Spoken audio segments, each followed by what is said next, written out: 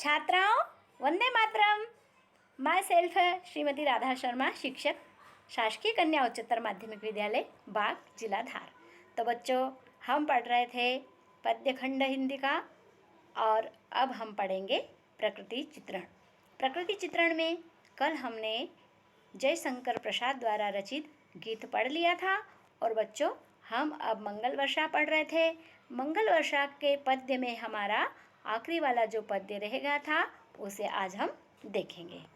बच्चों, यह पद्य बहुत ही सुंदर है और आप भी इसको मेरे साथ में पढ़िए, देखिए।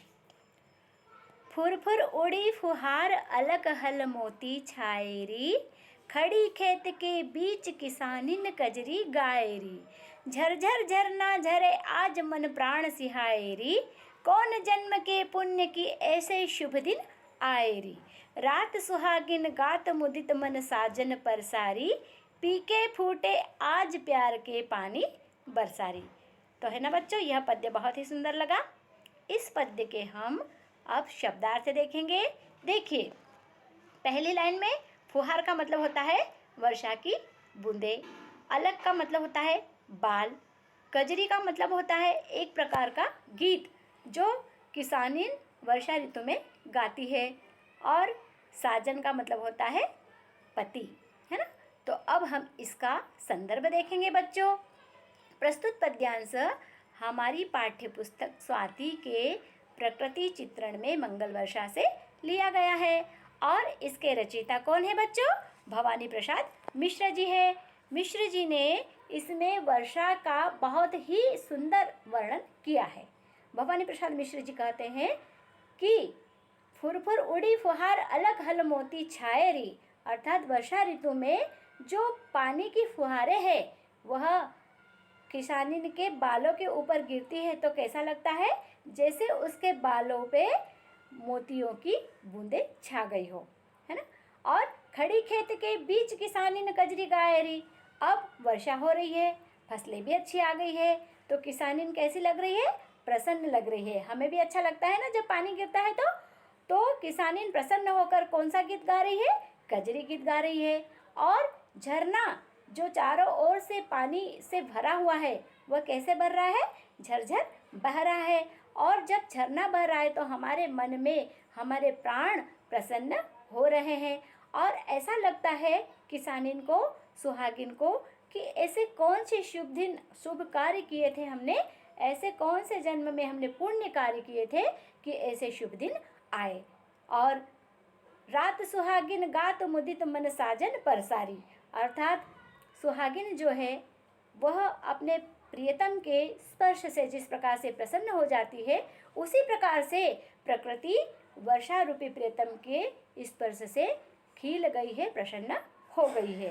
तो पीके फूटे आज प्यार के पानी बरसारी, और पीके, पीके का मतलब होता है अंकुर। जब वर्षा होती है तो जो हम जमीन में बीज लगा देते हैं वह कैसे हो जाते हैं? अंकुरित हो जाते हैं और हम बहुत ही प्रसन्न हो जाते हैं। तो भवानी प्रसाद मिश्र जी कह रहे हैं कि आज जो हमने बीज जमीन में लगाए थे वह फूट गए हैं, अंकुरित हो गए हैं और पानी तुम और बरसो और इनमें वृद्धि होगी। इस प्रकार से यह मंगल वर्षा पाठ हमारा यहाँ पर पद्य समाप्त होता है। अब इस पाठ के हम बच्चों प्रश्न उत्तर देख लेते हैं। देखिए, वैसे हमने कल भी इसमें से प्रश्न देखे थे, एक बार पुनः हम इसका रिवीजन कर लेते हैं। प्रस्तुत गीत में तारागण को किस रूप में चित्रित किया गया है?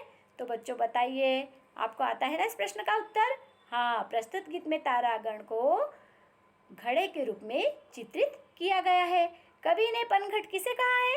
कवि ने पनघट आसमान को, अंबर को कहा है। बिजली को देखकर कवि सखी को क्या सलाह देता है? बिजली की चमक देखकर कवि सखी को सलाह देता है कि सखी तू जल्दी से भाग क्योंकि पानी आने वाला है और बिजली चमक रही है। अरि सुहागिन संबोधन किसके लिए आया है? तो कविता में अरि सुहागिन संबोधन प्रकृति के लिए भी आया है और ग्राम वधू के लिए जो नई नई सुहागिन है उसके लिए भी आया है। ठीक है बच्चों। सहज रंगीली नायिका किसके रंग में रंगी हुई है? तो सहज रंगीली नायिका अपने प्रियतम के रंग में रंगी हुई है। ठीक है बच्चों, ये इसके प्रश्न उत्तर थे। अब हम इसके पर्यायवाची शब्द भी देख लेते हैं। देखिए बच्चों, पर्यायवाची शब्द, विभावरी का मतलब क्या होता है? रात्रि, ज्योत्सना भरी रात्रि। अंबर का मतलब होता है आकाश। उषा का मतलब होता है प्रातःकालीन जो लालिमा रहती है ना, उसको उषा कहते हैं। खग का मतलब क्या होता है? खग यानी पक्षी होता है। ठीक है बच्चों, अब हम इस पद्य को यही समाप्त करते हैं। अगले पद्य को पढ़ने के लिए हम अगली क्लास में कल पढ़ेंगे। तब तक वंदे मातरम, जय भारत।